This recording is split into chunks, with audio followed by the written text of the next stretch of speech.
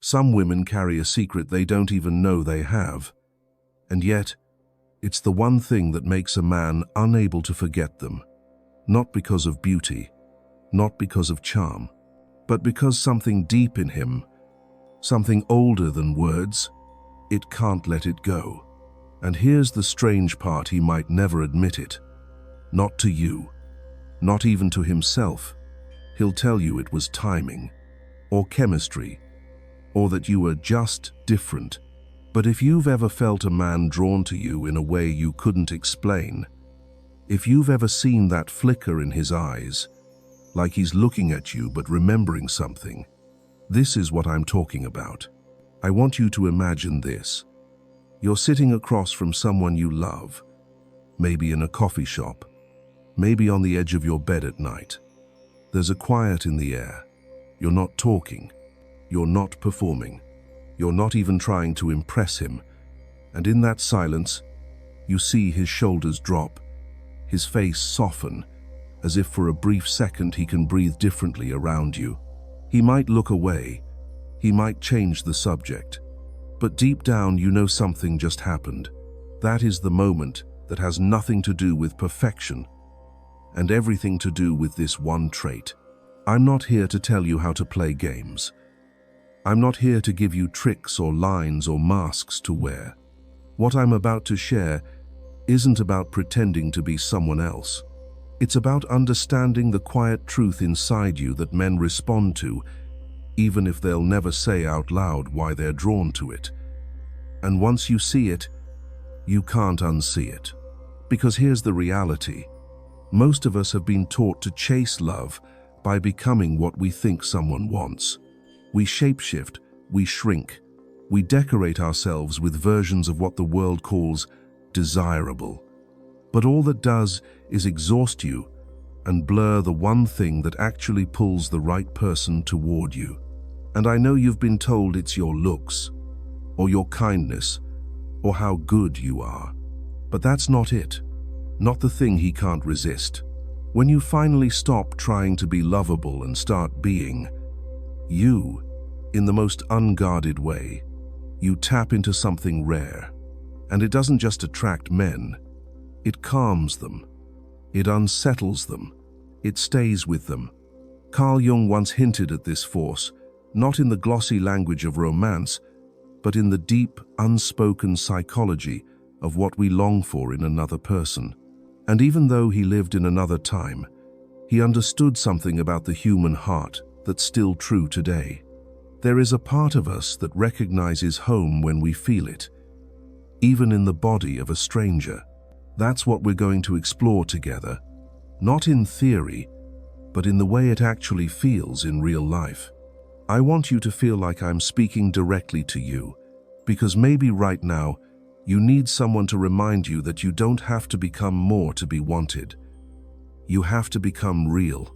And if you've been told that being real will scare people away, you're right. It will. But the ones it draws in, they'll never truly leave. If you've ever been in love, lost love, or questioned whether you're enough to keep love, you're going to hear yourself in this. You'll understand why some connections haunt you for years and why others fade in days. And as we go, I want you to sit with the moments that stir something in you. Don't rush to figure them out. Just notice. Sometimes the answers arrive when we're not demanding them to. If this is already touching something in you, if you feel that little ache in your chest like I might be about to say the thing you've been carrying but couldn't put into words, then stay with me. And if you haven't already, make sure you're here for the next time we dive this deep. Hit that follow button, drop a comment about what this stirs in you, and share it with someone who might need to hear it tonight. Because you never know, they might be searching for the same truth you are. There's a moment in every man's life, though he might not even realize it's happening, when he meets a woman who makes him feel something he can't name. It isn't lust. It isn't infatuation. It isn't even the thrill of a new connection. It's quieter than that, and far more dangerous. It's the moment he feels truly seen, Most men won't admit how rare that is. They've been taught to be admired for what they do, respected for what they provide, maybe even desired for their strength. But to be seen for who they are beneath all of that, that's a vulnerability most of them are terrified to touch. And yet, when they stumble upon it, they're powerless to resist. It might happen when you look at him without judgment, after he's told you something he's ashamed of. It might happen when you're not impressed by the surface things, his job, his car, the stories he uses to make people like him, and instead, you lean into the truth he's trying to hide. Sometimes, it's not even about words. It's in the way you listen, the way your presence tells him, you don't have to keep performing here. And here's the paradox. He may pull away from it at first. That depth will scare him because it's not what he's used to. It's not shiny. It's not safe. But something in him will keep circling back because you've touched a hunger he didn't know he had. Think about the relationships that felt impossible to let go of in your own life. Chances are, they weren't the ones that were the most logical, the most convenient, or the most approved of by everyone around you. They were the ones where you felt something, a pull, a stillness, a recognition that you couldn't explain to anyone else. That's the same force at work here. The one trait men can't resist isn't about being endlessly accommodating or effortlessly beautiful. It's about the courage to exist in your own skin without apology, not as a mask, not as a polished product, but as the unfiltered, breathing truth of you. That courage speaks to a man's deepest instinct, to be with someone who feels like a refuge, not because you're perfect, but because you are real, in a world that keeps telling us to be anything but. And yet, here's the twist that makes this so bittersweet. The more real you are, the more you'll expose the gaps in others. The ones who aren't ready for it will disappear. Some will even resent you for it. They'll call you too much, or too intense, or too emotional. But the ones who stay, they'll see you the way a man in the desert sees water. They might try to tell themselves it's something else, chemistry, compatibility, fate, but deep down, they'll know. I'm telling you this because too many people throw away their real selves to keep someone interested. They think the connection is fragile, that it needs to be carefully maintained by avoiding the parts of themselves that are raw or complicated. But that's like hiding the only thing that made them unforgettable in the first place. The very thing that pulls the right man in is often the thing we're taught to hide. If you've ever sat alone at night wondering why someone couldn't stay, wondering what you did wrong, maybe it's not that you weren't enough. Maybe it's that you were more than they were ready to receive. And that's not a flaw. That's the proof you were real. So when you hear me say, the one trait men can't resist, I don't want you to imagine something you need to add to yourself. I want you to remember something you already have, something you've buried under years of performing and pleasing. We're going to go deeper into this. I'm going to show you how this truth plays out in moments you've lived, even if you didn't recognize it at the time. And you might start to realize you've been carrying this power all along. There's a woman I once knew, let's call her Anna. She wasn't the kind of person who lit up a room the moment she walked in. She didn't have that loud, magnetic energy people sometimes mistake for confidence. In fact, most would pass her by without a second glance. But if you spoke to her, if you stayed in her presence for more than a few minutes, something shifted. She had this way of making you feel like the only person in the world. Not because she flattered you or agreed with everything you said, but because she listened.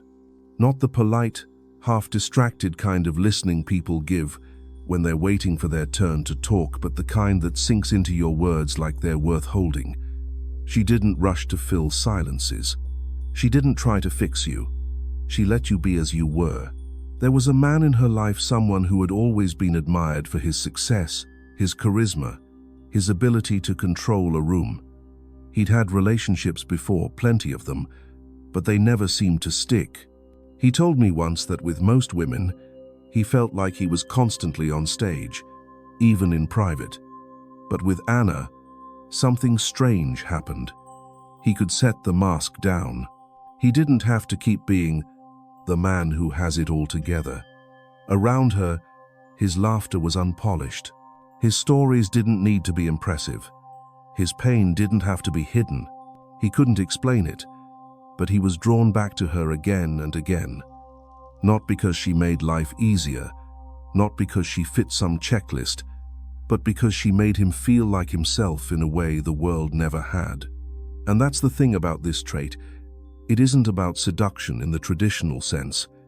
It's about recognition. A man feels it in his bones before he can even think it through. I am allowed to be here. I am allowed to be me. And here's the part most people overlook. Anna didn't try to create that feeling for him. She wasn't bending herself into shapes to make him comfortable. She wasn't dimming her light or amplifying it on command. She was simply rooted in herself. Her own comfort with her flaws, her own acceptance of her messiness, gave him permission to stop pretending. That's what many don't understand. You can't fake this. You can't study it in a book, memorize it in a script, or wear it like a perfume. If you try to manufacture it, it will feel hollow. A man's instincts know the difference between someone performing intimacy and someone living it. But I know what you might be thinking if it's that simple. Why does it feel so hard? Why is it so rare to meet someone who brings that out in us? Because the world teaches us the opposite. We are trained from a young age to hide our shadows, to polish our edges, to be acceptable. And by the time we reach adulthood, we're so used to the mask that we don't even realize we're wearing it. When you drop that mask, you risk rejection, you risk loss. And yet, this is the paradox: only when you take that risk can you create the kind of connection that can't be replaced. The man who feels that with you will carry it like a ghost for years. Even if he walks away, he might forget your birthday, your favorite songs, even your face with time. But he will never forget the feeling. And that's why, whether you're trying to find love or make sense of why certain loves linger, you have to come back to this truth. The one trait he can't resist isn't about what you give to him. It's about the way you stand fully in yourself. There's something haunting about the people who make us feel safe enough to be unmasked. You don't just remember them, you return to them over and over, in quiet moments when no one else is watching. You might be at a dinner table years later, smiling at someone new, and suddenly you'll think of that one person whose presence felt like breathing fresh air after years underground. For a man, this is even more potent than he'll admit. He might pride himself on being independent, unshakable, unaffected by sentiment. But if he's ever been with a woman who met him in the place beneath his armor, he will measure every connection after that against hers. And often, without meaning to, he will find them lacking. What makes this trait so magnetic isn't softness alone. It's the combination of openness and self-possession. You are not a mirror, reflecting back only what he wants to see. You are not a rescuer, throwing yourself into his storms to save him. You are grounded, and that groundedness lets him feel what he's been starving for without even knowing it. The relief of not needing to earn his place. I remember talking once to a man in his 50s, someone who had lived through marriages, affairs, and a lifetime of fleeting loves. He told me there was only one woman he still thought about. She hadn't been the most beautiful. She hadn't been the most exciting. But she was the only one who didn't try to make him into anything. She saw the worst in me, he said quietly, and stayed in the room. That was decades ago. He still carried her like a secret. This is the quiet power that Carl Jung hinted at when he spoke of the anima, the inner feminine energy a man searches for without knowing it. But here's the twist. It's not about fitting his projection. It's about embodying something real enough to dissolve the projection entirely. When that happens, he's no longer chasing an idea of you. He's meeting you. And that is terrifying and addictive all at once. But here's where many women falter. They feel this connection beginning to form and, afraid of losing it, they start managing themselves. They hide the edges, smooth over the messiness, amplify the traits they think will keep him close. And in doing so, they slowly smother the very thing that drew him in. The relationship starts to feel different, and he can't explain why. The gravity fades, and she's left wondering what went wrong. It's not that men stop wanting the trait, it's that they stop feeling it when it's replaced by performance. The truth is, it takes courage to hold this space for someone, especially when your own fears are screaming at you to become easier to love. But the moment you start shaping yourself around his comfort, the connection shifts. You become replaceable. If you want to know why certain loves haunt a man for the rest of his life, it's not because those women were perfect. It's because they refused to abandon themselves, even for him. That kind of presence doesn't just attract, it brands itself into his memory. He may walk away. He may even choose someone else. But he will never feel the same way again.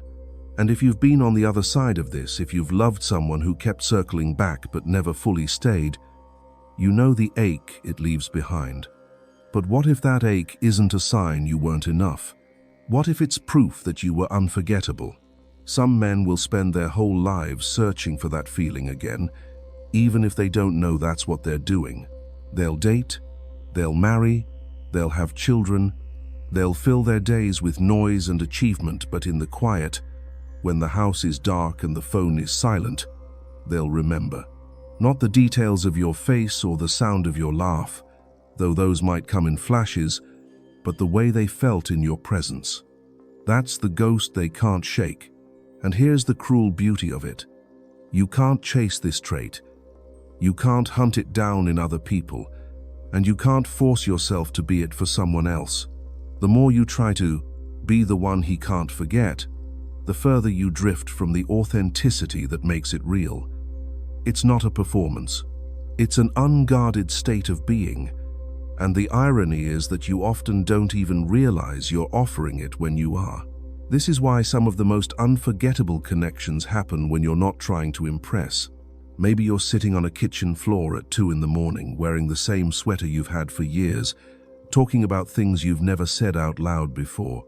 Maybe you're driving in silence, both staring ahead, but there's no pressure to fill the space. Maybe he's telling you something he's sure will make you see him differently. And instead of reacting, you simply stay. That staying without fixing, without recoiling, is what changes everything. The world doesn't teach men to expect this.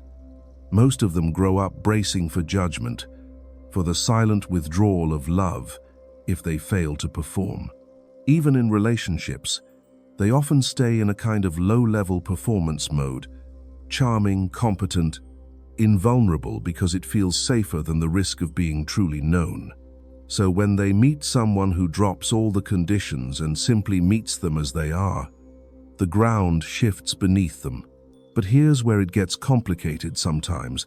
That shift wakes things in a man he's not ready to face. You might see him retreat, suddenly busy, suddenly less present.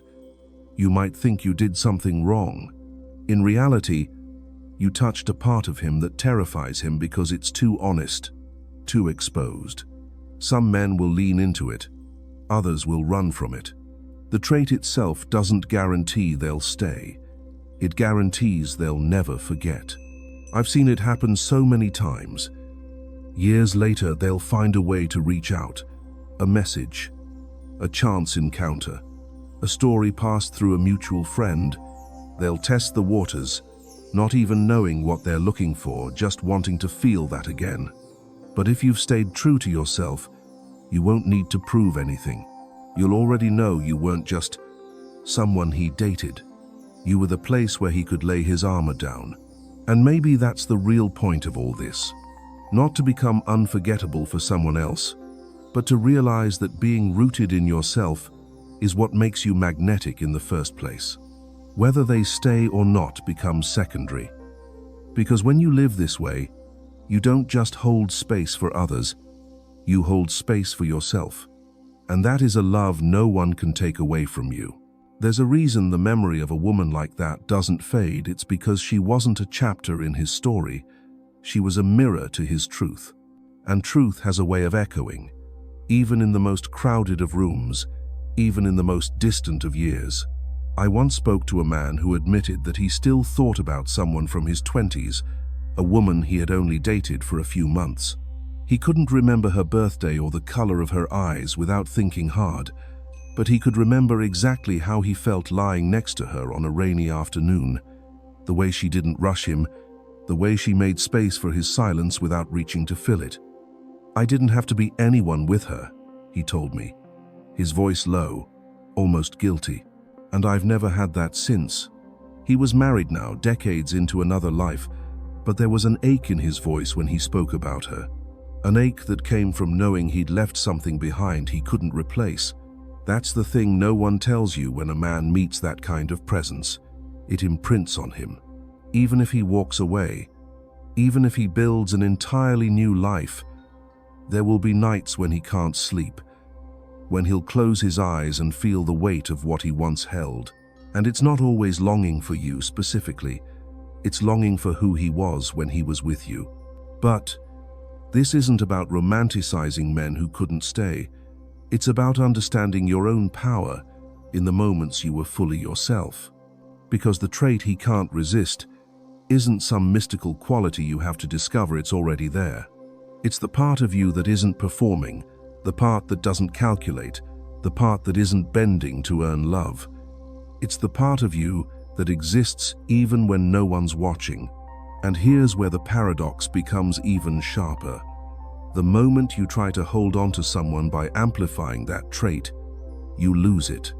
The moment you start thinking, I have to keep being that for him, you've already stepped out of it and into performance. This isn't something you do. It's something you are when you stop trying to be anything else.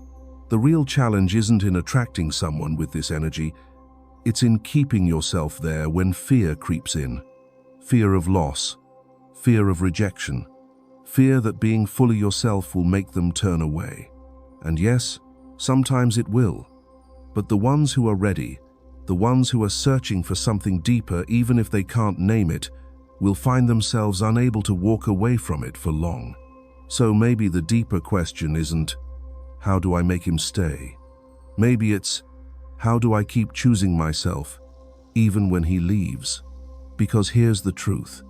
A man may spend years looking for that feeling again, but you can live inside it every single day if you refuse to abandon yourself. And that is far more valuable than being remembered. It's being whole.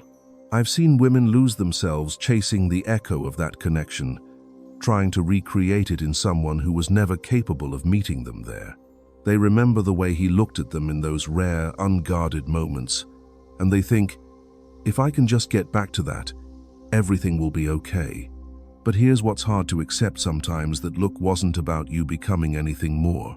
Sometimes it was about him finally touching a part of himself he'd been avoiding, and the moment it scared him, he shut the door. And yet, the power of that trait is that you don't have to chase him or anyone for it to work. It's not a lure, it's not a trick. It's an atmosphere you carry when you're deeply anchored in your own skin. Some men will breathe it in like oxygen. Others will find it too pure, too confronting, and they'll retreat to the air they're used to, even if it's thinner, harsher, harder to survive in. I once watched this unfold with a friend of mine. She met a man who, at first, seemed like he could meet her at the level she lived at. Honest, unpretending, open. He was captivated by her calm, the way she could sit across from him, unbothered by silence, letting him fumble through his own thoughts without jumping in to rescue him. For weeks, he told her how different she was, how easy it felt, how much he wanted to be around her. But then, cracks began to show, not in her, but in him.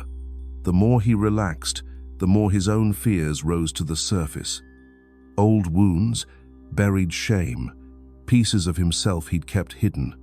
And instead of leaning into the safety she offered, he began to pull away. Not with anger, not with drama, just a slow disappearing. When it ended, she asked me through tears, "What did I do wrong?" And I told her the truth she didn't want to hear. "You did everything right. He just couldn't stay in the place you invited him into." This is why the one trait men can't resist isn't always the one they can hold on to. It's like handing someone a glass of the cleanest water they've ever tasted, only for them to realize they've lived so long on something else, their body doesn't know what to do with purity. Some will keep drinking, others will put it down and walk away, but they'll always remember the taste. And for you, that's where the courage lives. Not in keeping them, but in staying rooted in yourself no matter who stays or goes. Because every time you abandon that, you abandon the very thing that makes you magnetic. Every time you water yourself down to be easier to swallow, you erase the flavor they can't forget. It's not an easy path. There will be nights where you question if it's worth it, where you wish you could unfeel the depth you've touched in someone. But there will also be mornings, quiet, golden, ordinary, where you feel the weight of your own self in your chest and realize you're not waiting for anyone to make you real. You already are. And here's the part that almost no one talks about when you live in that truth long enough. Something shifts in you. You stop needing to be remembered. You stop waiting for someone to come back and validate the way you made them feel. The knowing becomes enough. Because yes, some men will circle back. They'll send a late-night message that says, "Hey, I was just thinking about you." They'll find some excuse to ask how you've been. They'll bring up small memories, pretending it's casual. But underneath, what they're really doing is checking to see if that door is still open. Not always because they're ready for it now, sometimes just because they miss the way they felt standing there. When that happens, you'll have a choice. You can step back into the old pattern, shrinking parts of yourself to keep them close, or you can hold your ground and meet them from the place you've grown into. And here's the thing, you might be surprised at how little power those old connections hold once you've rooted into yourself. You'll realize the magic wasn't in him at all. It was in the version of you that refused to perform.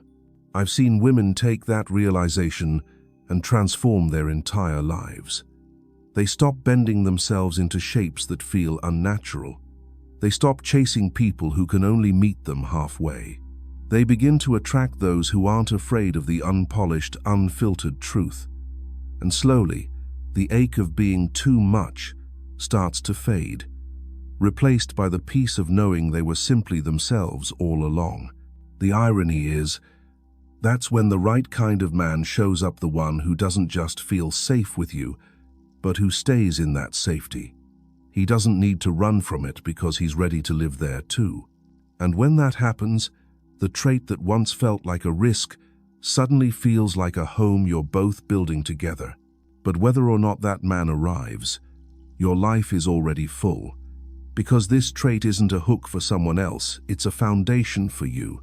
It's the quiet confidence that you are worth showing up as you are, and that the people who are meant to be in your life will recognize that without you having to convince them. And maybe, just maybe, that's the real secret Jung was circling all along. Not that men can't resist it, but that you can't live without it once you've tasted it yourself. Because once you've felt the freedom of being fully seen and staying exactly who you are, there's no going back to the version of you that performed for love. You're no longer waiting to be unforgettable. You already are. There's a certain peace that comes when you finally understand this. You stop gripping so tightly. You stop measuring your worth by who stays and who leaves. You start to realize that the most magnetic thing about you isn't something you create for others. It's the way you inhabit yourself without apology. And that changes the way you move through the world. You notice you're no longer rushing to fill every silence. You're no longer bending your opinions to make someone else feel more comfortable. You're no longer terrified of showing the parts of you that are raw, complicated, or in progress. You're living from a place where nothing is hidden and nothing is performed, and because of that, every connection you have feels richer, even the ones that are brief. Men feel this, even the ones who can't name it. They sense when they're in the presence of someone who isn't performing for them. It's disarming. At first, they might not even understand why they want to be near you. They'll say things like, "I just feel calm when I'm with you," or "You're different." And what they're really feeling is the absence of the pressure they've grown so used to in their lives. Some will lean into that space. Others will run from it. But the point is, it's not your job to chase them either way. The ones who are meant to stay won't require you to twist yourself into a version that fits their comfort. They'll meet you in the reality you live in. And here's where the deepest freedom comes, when you no longer fear losing someone who can't meet you there. When you can look at someone you care for deeply and still say, "I will not abandon myself to keep you." That's the moment you understand the real power of this trait. It's not in making a man want you, it's in making sure you never lose yourself again. Because yes, there will always be those who look back years later, unable to forget you. There will be those who compare everyone else to you, even if they never say it out loud. But their memory of you is not the prize. The prize is the life you're building, the peace you carry, the way you can breathe fully whether or not someone is sitting beside you. And when you live that way, something beautiful happens. You start to draw people who feel the same. People who don't need you to hide or soften or pretend. People who can meet you without armor, because they've put theirs down too. And when two people meet in that place, there's no performance left to keep up. There's only truth. And truth, as rare as it is the one thing that can last. The funny thing is, once you start living like this, you see the patterns more clearly than ever. You can spot the men who are intrigued by you, but not ready for what you bring. You can feel the ones who are drawn to your stillness, your groundedness, but whose own walls are too high for them to stay. And instead of trying to break those walls down, you simply let them be. You stop auditioning for love. It's in that quiet discernment that your life changes. You no longer waste months or years trying to prove your worth to someone who can't recognize it. You no longer confuse resistance with romance or inconsistency with passion. You see the difference between a man who is curious about you and a man who is capable of holding you. And when the right man does show up, you feel the difference instantly. He doesn't just stand in your presence and breathe it in, he meets you there. He's not intimidated by your wholeness, he's relieved by it. He doesn't try to shape you into something easier or safer. He trusts the depth you carry, and you trust him because you no longer need him to validate what you already know about yourself. I've seen this kind of connection, and it's not loud or chaotic. It doesn't burn out in a rush of fireworks. It's steady. It grows. It feels like you've both finally stopped searching. And the most beautiful part? You didn't have to trade yourself away to find it. But I'll tell you this, whether or not that kind of love comes, the transformation is worth it. Because this trait, the one men can't resist and can't forget, isn't just about being unforgettable to them. It's about becoming unforgettable to yourself. It's about living in a way that, even on your quietest nights, you can look in the mirror and know you stayed true. And maybe that's the ending no one expects. We start these conversations thinking about how to keep someone else's attention, how to be the woman who lingers in his mind. But somewhere along the way, if you're lucky, you realize the real gift isn't being remembered by him, it's remembering yourself. And once you have that, you will never settle for anything less.